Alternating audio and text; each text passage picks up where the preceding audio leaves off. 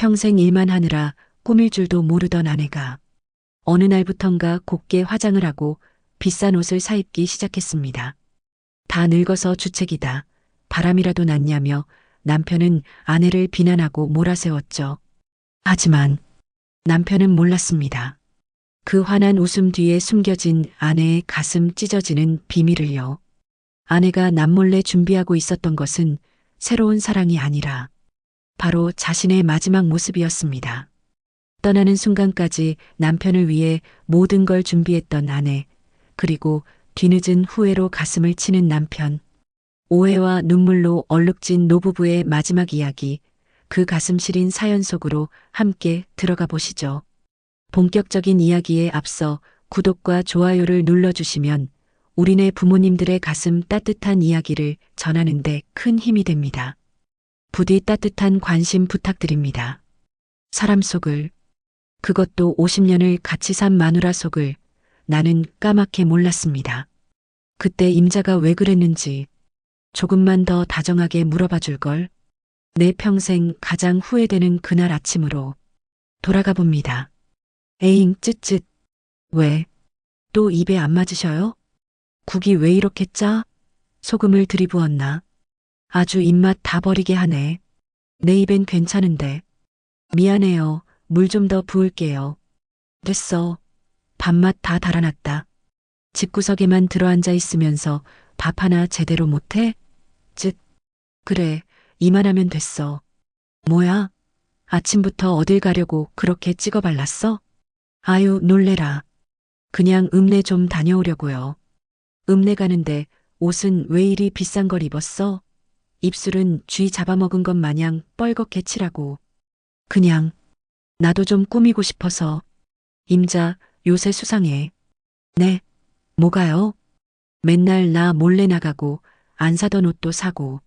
저번엔 보니까 비상금 통장에서도 돈을 꽤 뺐더구만. 그건 쓸데가 좀 있어서. 쓸데? 무슨 쓸데? 다 늙어서 무슨 바람이 든 거야? 누구 만나? 영감, 말씀이 너무 심하시네. 심하긴 뭐가 심해.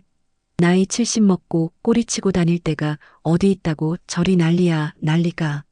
동네 창피해서 얼굴을 들고 다닐 수가 없어. 늙으면 곱게 늙어야지, 주책 맞게. 비켜요.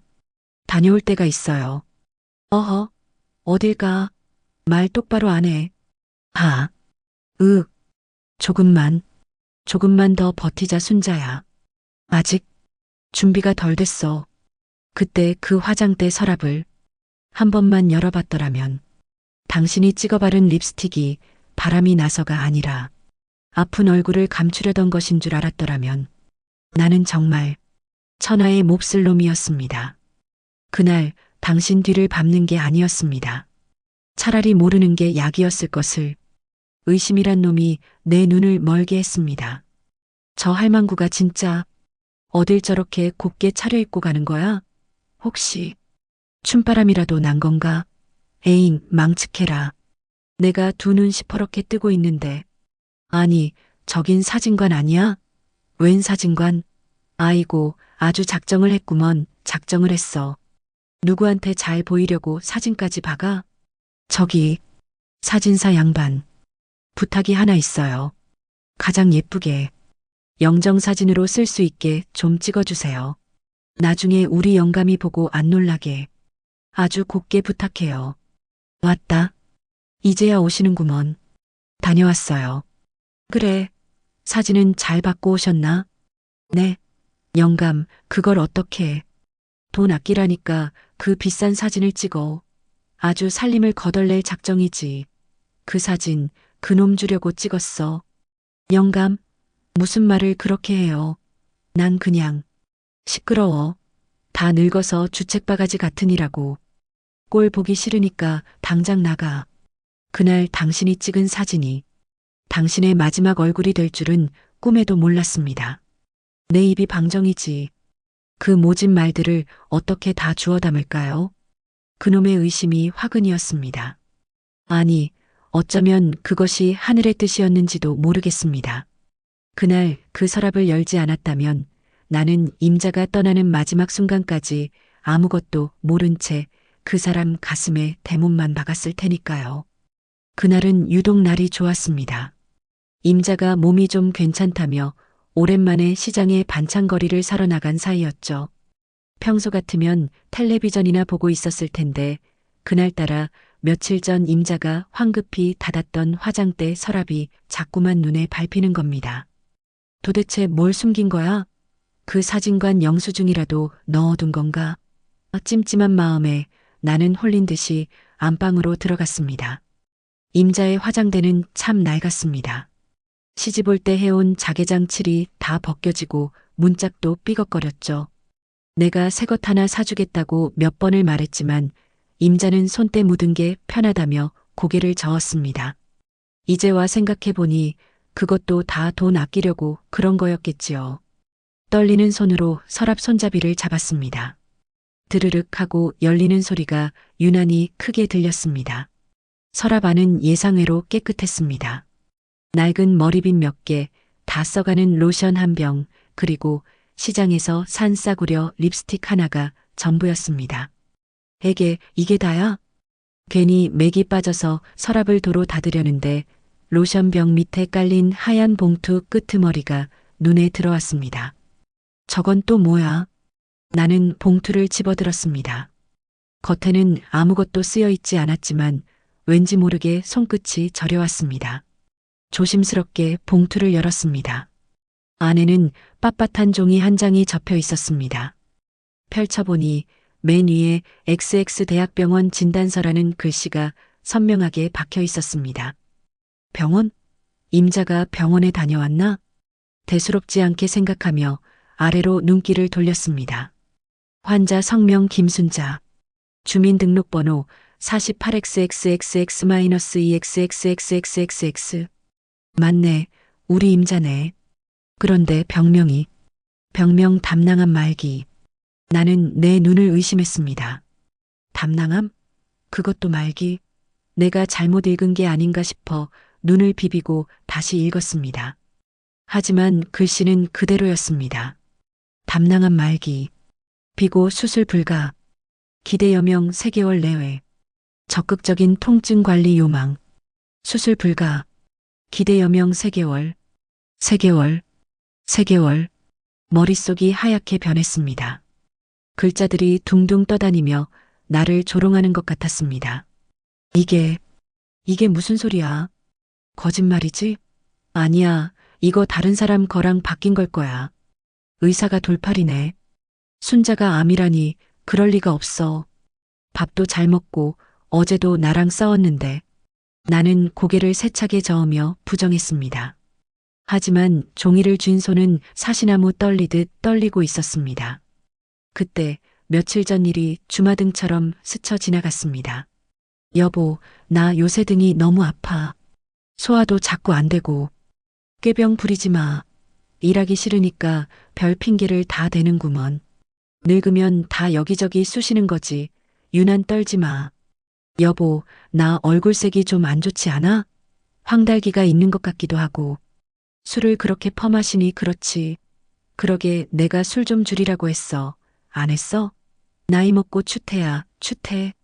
임자가 보냈던 수많은 신호들을 나는 내 멋대로 해석하고 무시해버렸던 것입니다. 아프다고 할 때마다 면박을 주고 힘들다고 할 때마다 타박만 했던 내 모습이 떠올라 가슴이 미어 터질 것 같았습니다. 아, 순자야. 아이고, 순자야. 내가 무슨 짓을 한 거야. 이 미친놈아. 이 천하의 나쁜 놈아. 나는 진단서를 가슴에 품고 방바닥을 치며 통곡했습니다. 짐승 같은 울음소리가 목구멍을 타고 터져나왔습니다. 임자는 그동안 혼자서 얼마나 아팠을까? 얼마나 무서웠을까? 내가 바람났다고 의심하고 구박할 때 속이 얼마나 문드러졌을까? 그 곱게 차려입고 나갔던 사진관에서 찍으려던 것이 영정사진이었다는 것을 깨달았을 때 나는 내 심장을 도려내는 것 같은 고통을 느꼈습니다. 임자는 그렇게 혼자서 이별을 준비하고 있었는데 나는 그것도 모르고 그때 현관문 열리는 소리가 들렸습니다. 임자가 돌아온 것입니다. 나는 급히 눈물을 닦고 흐트러진 옷매무새를 다듬었습니다. 지금 내가 우는 모습을 보이면 임자가 더 힘들어할 것 같았습니다. 다녀왔어요. 영감, 뭐해요? 집안이 왜 이렇게 깜깜해요? 불이라도 좀 켜지. 임자의 목소리가 들려왔습니다. 평소와 다름없는 조금은 지친 듯한 목소리였습니다. 나는 침을 꿀꺽 삼키고 최대한 아무렇지 않은 척 연기를 시작했습니다. 왔어? 그냥 좀 피곤해서 누워 있었어. 시장은 잘 다녀왔어? 방으로 들어온 임자가 내 얼굴을 보더니 깜짝 놀란 표정을 지었습니다. 영감, 눈이 왜 그렇게 빨개요? 무슨 일 있었어요? 울었어요? 나는 고개를 돌리며 퉁명스럽게 대답했습니다. 울긴 누가 울었다고 그래. 아까 낮잠 자다가 눈에 먼지가 들어가서 그래. 먼지가. 비비다 보니까 그렇게 됐네. 난 괜찮으니까 신경 쓰지 마. 그래요? 그래도 좀 심한데. 안약이라도 넣어줄까요? 임자가 걱정스러운 얼굴로 내게 다가왔습니다. 나는 그런 임자의 얼굴을 차마 똑바로 쳐다볼 수가 없었습니다. 창백하게 질린 얼굴, 움푹 패인 볼, 생기 없는 눈동자. 그 모든 것이 이제야 눈에 들어왔습니다. 왜 진작 몰랐을까? 왜 진작 들여다보지 않았을까? 됐어. 나바람 좀 쐬고 올게. 밥상 다 차리면 불러. 나는 도망치듯 집을 빠져나왔습니다. 등 뒤에서 임자의 한숨 소리가 들리는 것 같았습니다.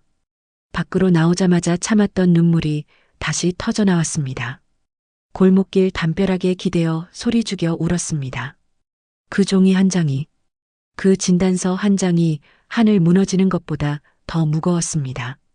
마누라는 혼자 아파하며 떠날 준비를 하고 있었는데 나는 그것도 모르고 그날 내 세상은 노랗게 변해버렸습니다. 3개월. 남은 시간은 고작 3개월이었습니다.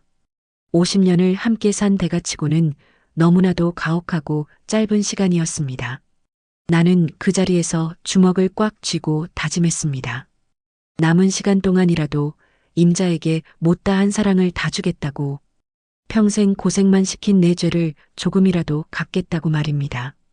하지만 이미 너무 늦어버린 것은 아닐까 하는 두려움이 엄습해왔습니다. 그날 이후 나는 다른 사람이 되기로 결심했습니다. 50년 묵은 꼰대 기질을 하루아침에 버리는 게 쉽진 않았지만 임자에게 남은 시간이 얼마 없다는 생각이 나를 채찍질했습니다. 다음 날 아침 나는 임자보다 먼저 일어나 부엌으로 갔습니다. 평생 물 한 방울 안 묻히고 살아온 내가 칼을 잡고 도마를 두드리는 소리에 안방에서 자고 있던 임자가 부스스한 얼굴로 나왔습니다. 당신 지금 뭐 하는 거예요?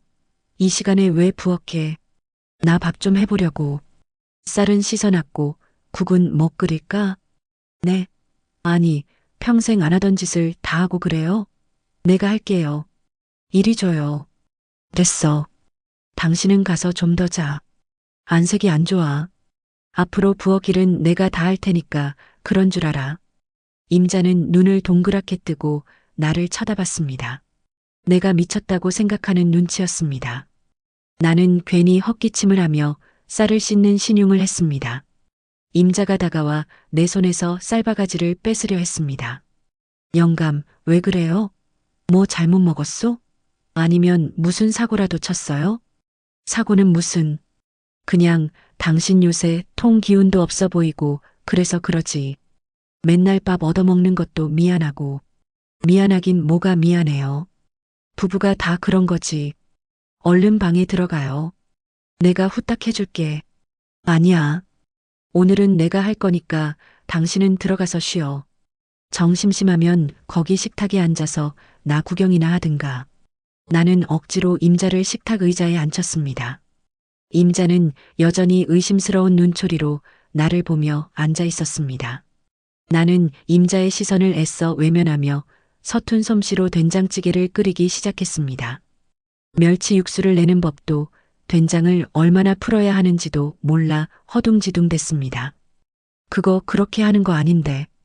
멸치는 대가리랑 똥을 떼고 넣어야지. 쓴맛 나게 그냥 넣으면 어떡해요? 보다 못한 임자가 한마디 거들었습니다. 나는 머쓱하게 머리를 극적이며 멸치를 다시 건져냈습니다. 그래, 난 몰랐지. 진작 좀 알려주지 그랬어. 임자는 피식 웃으며 내 옆으로 다가와 멸치 다듬는 법을 알려주었습니다. 50년 만에 처음으로 부엌에서 함께 밥을 준비하는 순간이었습니다. 임자의 손길은 여전히 야무졌지만 손끝이 가늘게 떨리고 있는 것을 나는 놓치지 않았습니다. 우여곡절 끝에 아침 밥상이 차려졌습니다. 된장찌개는 밍밍하고 밥은 질었지만 나는 그 어느 때보다 맛있게 밥을 먹었습니다. 임자는 그런 나를 보며 숟가락을 드는 둥 마는 둥 했습니다. 왜 입맛이 없어? 이거라도 좀 먹어봐. 당신 좋아하는 두부 많이 넣었어. 나는 두부를 건져 임자의 밥그릇에 올려주었습니다. 임자는 두부를 한참 동안 바라보더니 힘겹게 한 숟가락을 떠넣었습니다. 하지만 몇 번 씹지도 못하고 도로 뱉어내고 말았습니다. 미안해요. 요새 통 뭐가 넘어가질 않네. 임자가 황급히 입을 가리며 화장실로 뛰어갔습니다. 나는 숟가락을 든 채 망부석처럼 굳어버렸습니다. 화장실에서 들려오는 임자의 구역질 소리가 내 가슴을 후벼 팠습니다. 그동안 임자는 매 끼니를 이렇게 고통 속에서 넘겨왔던 것입니다. 그것도 모르고 나는 반찬 타령이나 하고 있었으니. 잠시 후 임자가 창백해진 얼굴로 화장실에서 나왔습니다. 입가에 물기가 남아 있었습니다. 나는 얼른 달려가 임자를 부축했습니다. 괜찮아? 어디 좀 봐봐. 괜찮아요. 그냥 속이 좀 안 좋아서 그런 거니까 신경 쓰지 마요. 임자는 애써 웃어 보이며 내 손을 뿌리쳤습니다. 나는 그런 임자가 너무나 안쓰럽고 미안해서 견딜 수가 없었습니다. 나는 다시는 임자를 혼자 아프게 두지 않겠다고 다짐했습니다. 그날 저녁 나는 임자가 잠든 틈을 타 안방으로 들어갔습니다. 임자는 모로 누워 새우잠을 자고 있었습니다. 앙상하게 마른 등뼈가 혼잎을 위로 도드라져 보였습니다. 나는 조심스럽게 임자 옆에 누워 그 등을 가만히 어루만졌습니다. 미안하다 순자야. 내가 너무 몰랐다. 이렇게 아픈 줄도 모르고. 내가 죄인이다 죄인. 나도 모르게 눈물이 흘러 임자의 옷깃을 적셨습니다. 그때 임자가 몸을 뒤척이더니 잠꼬대처럼 중얼거렸습니다. 영감, 밥은 먹었어? 내가 김치찌개 맛있게 끓여놨는데. 꿈속에서도 내 밥 걱정만 하는 임자의 모습에 나는 억장이 무너져 내렸습니다. 나는 임자를 와락 끌어안고 소리 죽여 울었습니다. 그래, 먹었어. 아주 맛있게 먹었어. 고마워, 임자. 정말 고마워. 다음 날 나는 큰 결심을 하고 임자에게 말했습니다. 임자, 우리 몸 좀 추스르면 꽃 구경 가자. 당신 좋아하는 꽃 실컷 보게 해줄게. 임자는 내 말에 놀란 듯 눈을 동그랗게 떴습니다. 꽃 구경이요? 갑자기 웬 꽃 구경? 그냥 날도 좋고 해서. 당신 맨날 집에만 있으니까 답답할 거 아니야. 바람도 좀 쐬고 좋잖아. 돈 아깝게 무슨 꽃 구경을 가요. 난 괜찮아요. 괜찮긴 뭐가 괜찮아. 내 소원이다. 한 번만 같이 가주라. 응? 나는 임자의 손을 잡고 애원했습니다. 임자는 내 간절한 눈빛을 보더니 못 이기는 척 고개를 끄덕였습니다. 알았어요. 가면 되잖아요. 그런데 영감, 정말 어디 아픈 거 아니죠? 요새 너무 이상해. 아프긴. 나 팔팔해. 걱정 붙들어 매셔. 나는 애써 밝게 웃어 보였지만 속으로는 피눈물을 흘리고 있었습니다. 이것이 우리의 마지막 여행이 될지도 모른다는 생각에 가슴이 미어 터질 것 같았습니다. 하지만 나는 임자에게 최고의 추억을 만들어주기 위해 남은 모든 힘을 쏟아부을 작정이었습니다. 임자, 괜찮아? 멀미 안 나? 의자 좀 더 뒤로 젖혀줄까? 물이라도 좀 줄까? 운전대를 잡은 내 손이 자꾸만 떨렸습니다. 혹시라도 임자가 불편할까봐 나는 5분에 한 번씩 백미러로 임자의 안색을 살폈습니다. 창백했던 임자의 얼굴에 조금이나마 생기가 도는 것 같아 다행이다 싶었습니다. 아유, 괜찮아요. 호들갑 좀 떨지 마요. 나 멀미 같은 거 안 해요. 와, 날씨 참 좋다. 하늘도 파랗고 영감이랑 이렇게 멀리 나와 본 게 얼마만인지 모르겠네. 신혼여행 때 강릉 갔던 거 이후로 처음인 것 같은데? 임자가 창밖을 내다보며 들뜬 목소리로 말했습니다. 나는 가슴이 찌릿해오는 것을 느끼며 애써 밝게 대꾸했습니다. 그러게 말이다. 먹고 살기 바쁘다는 핑계로 여행 한번 제대로 못 데려왔네. 진작 좀 데리고 다닐걸. 뭐가 그리 바쁘다고. 미안해, 임자. 에이, 다 지나간 일인데 뭐. 지금 이렇게 왔으면 됐지. 영감, 저기 산 좀 봐요. 단풍이 울긋불긋하게 물들었네. 꼭 새색시 족두리 같아. 임자가 손가락으로 가리킨 산은 온통 가을빛으로 물들어 있었습니다. 나는 임자의 손을 잡고 조용히 고개를 끄덕였습니다. 자, 다 왔다. 내려보자. 조심하고. 우리가 도착한 곳은 남쪽에 있는 한 식물원이었습니다. 입구에서부터 형형색색의 꽃들이 우리를 반겨주었습니다. 임자는 차에서 내리자마자 탄성을 질렀습니다. 와, 세상에. 꽃 좀 봐요. 너무 예쁘다. 이 꽃 이름이 뭐예요? 저건 또 뭐고? 당신, 이거 보여주려고 여기 오자고 한 거예요? 그래, 당신 꽃 좋아하잖아. 평생 꽃 선물 한 번 못 해준 게 마음에 걸려서. 실컷 보고 가자. 자, 여기 앉아. 내가 밀어줄게. 나는 트렁크에서 미리 준비해둔 휠체어를 꺼내 펼쳤습니다. 임자는 휠체어를 보더니 손사래를 쳤습니다. 아유, 남사스럽게 휠체어는 무슨. 나 걸을 수 있어요. 멀쩡한 두 다리 놔두고 왜 이걸 타요? 사람들이 다 쳐다보잖아요. 창피하게. 잔말 말고 앉아. 당신 조금만 걸어도 힘들잖아. 그리고 남들 시선이 뭐가 중요해. 우리만 좋으면 됐지. 오늘 당신은 공주님이야. 내가 다 모실 테니까 얌전히 앉아 있어. 자, 착하지? 나는 임자를 방강제로 휠체어에 앉혔습니다. 임자는 못 이기는 척 앉았지만 입가에는 미소가 번져 있었습니다. 나는 휠체어 손잡이를 잡고 천천히 꽃길을 따라 걷기 시작했습니다. 영감, 저기 저 꽃 좀 봐요. 꼭 나비가 앉아 있는 것 같네. 아, 저건 수국이네. 우리 집 마당에도 저런 수국 하나 심었으면 좋겠다. 임자는 휠체어에 앉아 연신 감탄을 쏟아냈습니다. 나는 그런 임자의 모습을 하나라도 놓칠세라 휴대폰 카메라로 찍어대기 시작했습니다. 임자, 저기 저 빨간 꽃 옆에 서봐. 옳지, 거기. 자, 웃어. 김치. 찰칵. 아이고, 그만 좀 찍어요. 평생 안 찍던 사진을 오늘 몰아서 다 찍네. 필름 아깝게 뭘 자꾸 찍었어. 늙어서 쭈글쭈글한 거 뭐가 예쁘다고 자꾸 찍었어. 무슨 소리야. 필름 그거 돈도 안 들어. 그리고 당신 오늘 꽃보다 더 예뻐. 내 눈엔 그래. 쭈글쭈글하긴 누가 쭈글쭈글해. 자, 한 장 더. 이번엔 저쪽 보고. 찰칵, 찰칵. 나는 마치 사진작가가 된 것처럼 임자의 모습을 담는데 열중했습니다. 꽃밭 속에 앉아있는 임자는 정말 꽃보다 더 아름다워 보였습니다.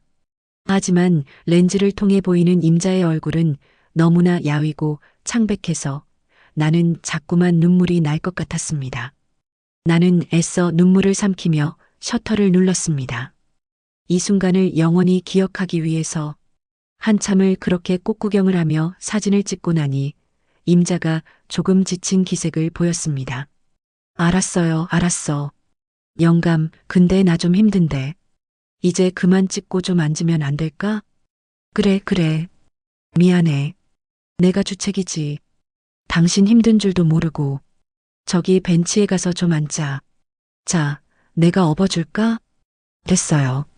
그냥 부축이나 좀 해줘요. 남사스럽게 업기는. 나는 임자를 휠체어에서 일으켜 세워 부축했습니다. 임자의 몸은 깃털처럼 가벼웠습니다.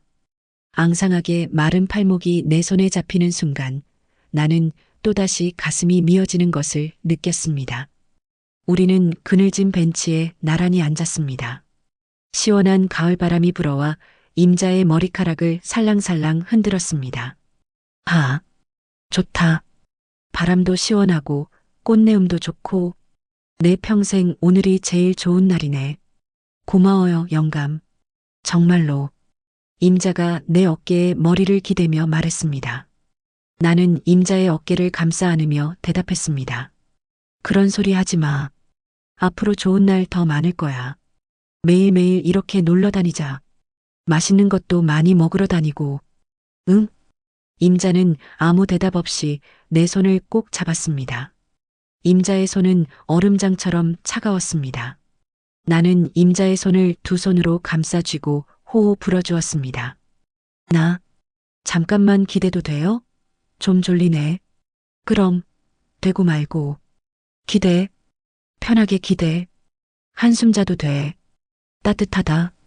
당신 품이 이렇게 따뜻한 줄 몰랐네. 진작 좀 안아달라고 할걸. 맨날 등만 돌리고 자서 몰랐어. 미안하다. 미안해 순자야. 내가 잘못했어. 나는 임자의 머리를 쓰다듬으며 속삭였습니다. 눈물이 뺨을 타고 흘러내려 임자의 머리카락을 적셨습니다. 임자는 편안한 표정으로 눈을 감고 있었습니다. 마치 세상에서 가장 행복한 꿈을 꾸고 있는 것처럼 말입니다. 그때였습니다. 임자가 잠꼬대처럼 조그맣게 속삭였습니다. 영감, 나 부탁이 하나 있어. 무슨 부탁? 말만 해. 다 들어줄게. 하늘에 있는 별이라도 따다 줄게. 저번에 사진관에서 찍은 거 말이야. 그 영정사진. 그게 영 마음에 안 들어. 너무 뻣뻣하게 나왔어. 웃는 것도 어색하고. 갑자기 그 소리는 왜 해? 기분 좋게 놀러와서. 재수없게 영정사진 타령이야.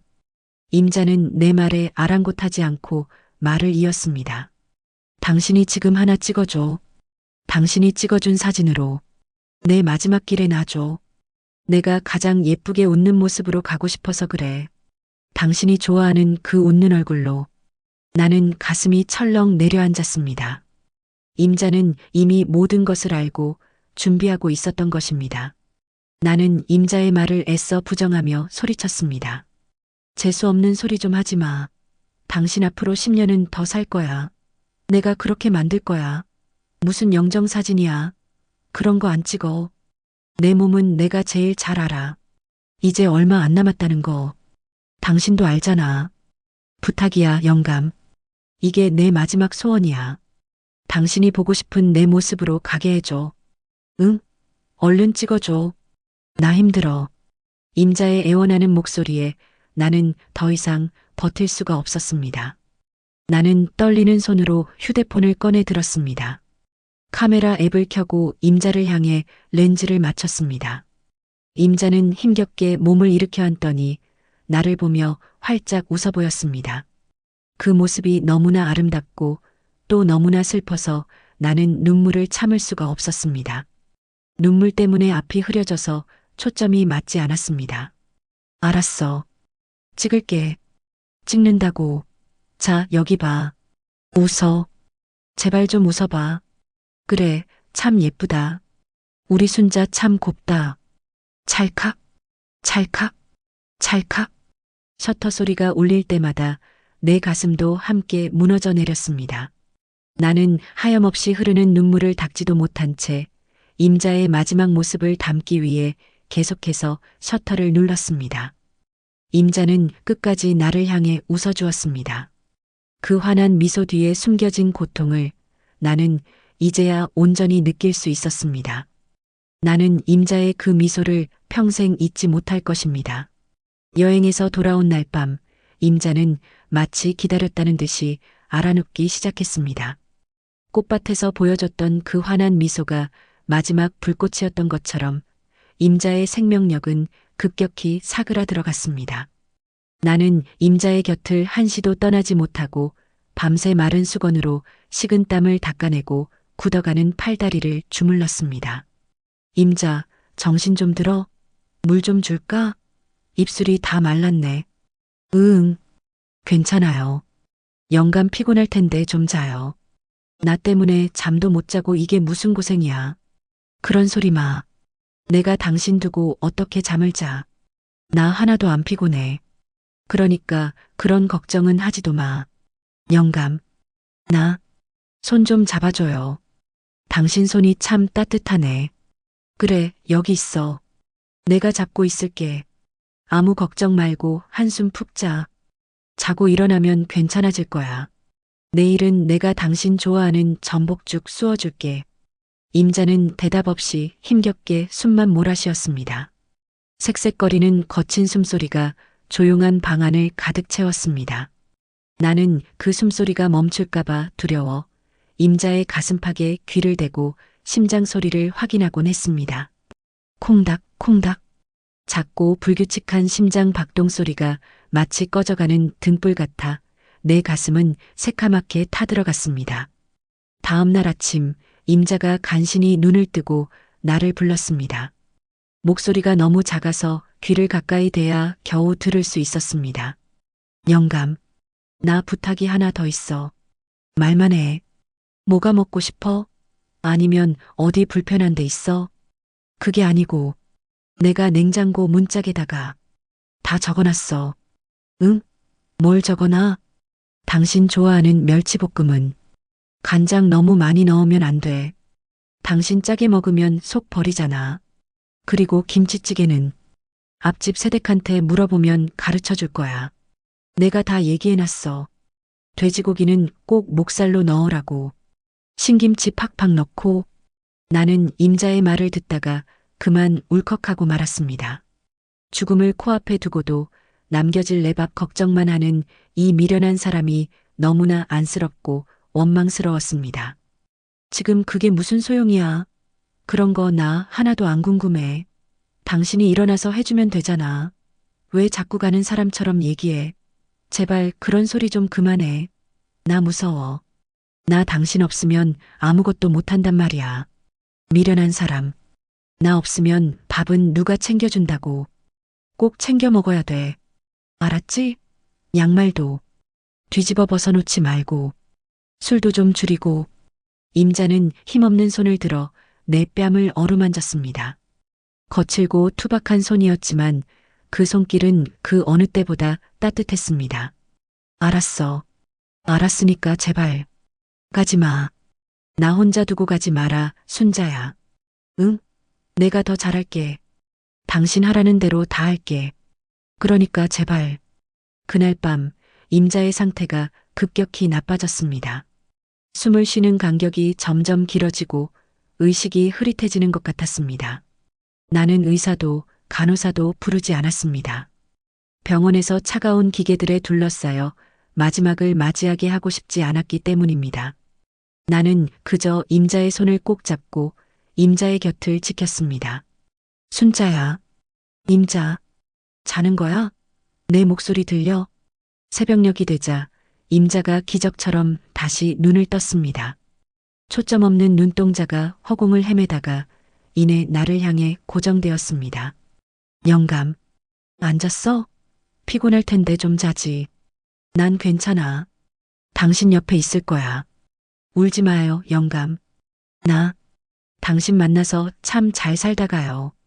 고생만 시켰다고 자책하지 마. 나 행복했어. 정말이야. 당신 덕분에. 거짓말. 거짓말하지 마. 해준 것도 없는 놈한테 뭐가 고맙다고. 미안하다, 순자야. 내가 다 잘못했어. 그때 내가 밥투정해서 미안하고 당신 아픈 거 몰라줘서 미안하고 당신 사진 찍으러 간 것도 모르고 모진 말 해서 미안해. 제발, 제발 가지 마. 조금만 더 있다 가라. 응? 우리 아직 해볼 게 많잖아. 임자는 애써 미소를 지어 보였습니다. 그 미소는 꽃밭에서 보여줬던 그 환한 웃음과 닮아 있었습니다. 저기, 아까 찍은 사진 말이야. 참 예쁘더라. 당신이 찍어줘서 더 좋았어. 고마워요. 임자의 목소리가 점점 작아졌습니다. 나는 임자의 입가에 귀를 가져다 댔습니다. 사랑해. 영감. 나 먼저 가서 기다릴게. 그 말을 마지막으로 임자의 손에서 힘이 빠져나갔습니다. 임자의 가슴팍이 더 이상 오르내리지 않았습니다. 방 안을 가득 채우던 거친 숨소리도 뚝 끊겼습니다. 순자야? 여보, 임자, 눈 좀 떠봐. 순자야, 대답 좀 해봐. 장난치지 말고 일어나. 제발, 제발. 아, 순자야. 안 돼. 가지 마. 나 혼자 어떻게 살라고. 순자야. 나는 임자의 식어가는 몸을 끌어안고 짐승처럼 울부짖었습니다. 아무리 불러도 대답 없는 임자의 이름을 목 놓아 불렀습니다. 창밖은 이제 막동이 터오고 있었습니다. 50년을 함께한 내 반쪽이 그렇게 내 품에서 영원히 잠들었습니다. 장례식장은 텅 비어 있었습니다. 조문객들이 하나둘 떠나고 밤이 깊어지자 정막만이 감돌았습니다. 나는 영정사진 하나 없는 빈 제단 앞에 멍하니 앉아 있었습니다. 장례 지도사가 몇 번이나 사진을 달라고 재촉했지만 나는 차마 그 사진들을 꺼낼 수가 없었습니다. 어르신, 이제 사진을 결정해 주셔야 합니다. 입관 시간이 얼마 남지 않았습니다. 지도사의 말에 나는 무거운 몸을 일으켰습니다. 품속에서 꼬깃꼬깃해진 봉투 2개를 꺼냈습니다. 하나는 사진관에서 받은 빳빳한 봉투였고 다른 하나는 내가 여행지에서 찍은 사진을 급하게 인화해 온 봉투였습니다. 나는 떨리는 손으로 2 사진을 나란히 제단 위에 올려놓았습니다. 사진관에서 찍은 사진 속 임자는 너무나 단정하고 고운 모습이었습니다. 잡티 하나 없이 깨끗한 피부, 한 올 흐트러짐 없는 머리 모양, 그리고 은은한 미소까지 누가 봐도 완벽한 영정사진이었습니다. 하지만 그 완벽함이 나에게는 너무나 낯설게 느껴졌습니다. 그 사진 속에는 내가 알던 순자의 모습이 없었습니다. 그저 죽음을 앞두고 애써 괜찮은 척, 의연한 척하는 한 노인의 모습만이 담겨 있을 뿐이었습니다. 나는 고개를 돌려 내가 찍은 사진을 바라보았습니다. 사진은 조금 흔들렸고 역광 때문에 얼굴이 약간 어둡게 나왔습니다. 하지만 그 속에는 진짜 내 마누라 순자가 있었습니다. 꽃밭에 앉아 나를 바라보며 활짝 웃고 있는 그 얼굴에는 50년 세월의 희로애락이 고스란히 담겨 있었습니다. 눈가의 주름, 헝클어진 머리카락, 그리고 약간은 지쳐 보이지만 한없이 편안해 보이는 그 미소까지. 그것은 내가 기억하는 임자의 가장 아름다운 모습이었습니다. 당신이 보고 싶은 내 모습으로 가게 해줘. 임자의 마지막 부탁이 귓가에 맴돌았습니다. 나는 망설임 없이 내가 찍은 사진을 집어들었습니다. 그리고 그것을 빈 액자에 조심스럽게 끼워 넣었습니다. 이걸로 해주시오. 내 말에 장례 지도사가 의아하다는 듯 물었습니다. 어르신, 이 사진은 조금 사진관에서 찍으신 게 훨씬 더 선명하고 보기 좋은데요. 정말 이걸로 하시겠습니까? 네, 이걸로 할랍니다. 이게 진짜 내 마누라야. 내 눈엔 이게 제일 예뻐. 나는 사진 속 임자의 얼굴을 가만히 쓰다듬었습니다. 차가운 유리 액자 너머로 임자의 따뜻한 온기가 전해지는 것 같았습니다. 순자야, 거기선 아프지 말고 좋아하는 꽃 구경 실컷 하고 있어라. 나중에 나갈 때 꼭 마중 나오고. 알았지? 나는 국화꽃 한 송이를 제단 위에 받치며 마지막 인사를 건넸습니다. 미안하다. 고맙다. 그리고 사랑한다, 순자야. 정말 사랑한다. 텅 빈 장례식장에 내 목소리만이 공허하게 울려 퍼졌습니다. 영정사진 속 임자는 여전히 나를 향해 환하게 웃고 있었습니다. 그 미소가 마치 나에게 괜찮아, 영감. 다 괜찮아라고 말해주는 것 같아 나는 또다시 눈물을 쏟고 말았습니다. 그렇게 나는 나의 반쪽을, 나의 영원한 사랑을 떠나보냈습니다. 문을 열고 들어서는데 집안이 너무 조용하더군요. 평생 현관문 소리만 나면 부엌에서든 안방에서든 왔어요? 하고 내다보던 당신이 없으니 이 좁은 집이 꼭 운동장처럼 넓게 느껴집니다. 신발을 벗어놓고 습관처럼 안방을 들여다봤는데 텅 빈 침대만 덩그러니 놓여 있어서 황급히 문을 닫아버렸습니다. 당신 냄새가 아직 베개에 남아있는 것 같아서 차마 그 방에 들어갈 용기가 나지 않더군요. 배는 고픈데 도무지 목구멍으로 뭐가 넘어갈 것 같지가 않아서 부엌에 서서 냉장고 문만 한참을 열고 바라봤습니다. 거기엔 당신이 마지막 힘을 짜내 붙여놓은 쪽지들이 다닥다닥 붙어 있었지.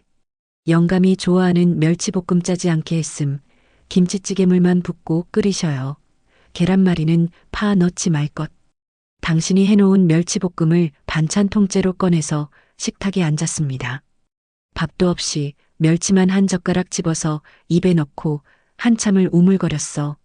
맛있다. 하나도 안 짜더라. 임자. 당신 말대로 정말 하나도 안 짰어. 내가 그동안 왜 그렇게 타박만 했는지 모르겠네. 이렇게 맛있는 걸. 그렇게 꾸역꾸역 당신의 마지막 반찬을 삼키고 나서 당신 물건들을 정리하려고 다시 안방문을 열었습니다. 당신이 앉아있곤 했던 그 낡은 화장대 앞에 털썩 주저앉아 버렸습니다. 거울 속에 비친 내 얼굴이 너무 늙고 초라해서 한숨이 나오더군요. 당신은 이 거울을 보면서 아픈 걸 참아내고 또 마지막을 준비했겠지. 서랍을 열었습니다. 당신이 숨겨두었던 진통제 빈 통들이 수북하게 쏟아져 나왔습니다. 가슴이 또 미어지는 것 같아서 얼른 쓰레기 봉투에 담아버렸습니다. 다 쓴 로션병이며 낡은 머리빗이며 하나씩 치우다가 서랍 가장 깊숙한 구석에서 꼬깃꼬깃하게 접힌 종이 쪽지 하나를 발견했습니다. 떨리는 손으로 그걸 펼쳐봤습니다. 볼펜똥이 묻어나는 삐뚤빼뚤한 글씨로 딱 3줄이 적혀 있더군요. 영감 사랑해. 미안해하지 마요. 나 먼저 가서 따뜻하게 데워놓고 기다릴게. 이 미련한 여편네야. 끝까지, 정말 끝까지 나만 걱정하다 갔네. 자기는 추운 데 있으면서 뭘 데워놓고 기다린다는 거야. 임자, 당신 말대로 미안해하지만은 않을게. 당신이 마지막 순간까지 나에게 보여준 그 환한 웃음 기억하면서 당신이 남겨준 그 따뜻한 밥심으로 나 남은 날들 잘 버티다가 당신 만나러 갈게. 그때는 내가 먼저 달려나가서 당신 꼭 안아줄게. 고생했다고 사랑한다고 매일매일 말해줄게. 잘 자라 내 사람아. 오늘 밤은 당신 꿈을 꿨으면 좋겠네.